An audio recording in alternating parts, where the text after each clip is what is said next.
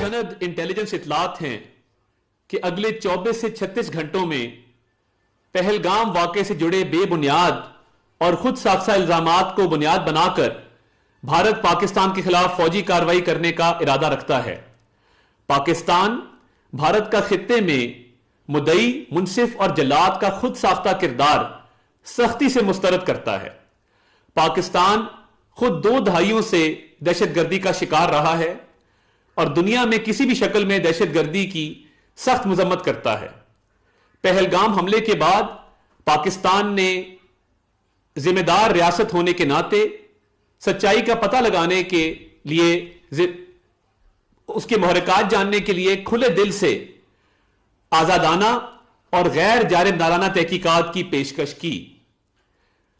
بدقسمتی سے بھارت نے غیر معقولیت اور تصادم کے رستے پر چلنے کا انتخاب کیا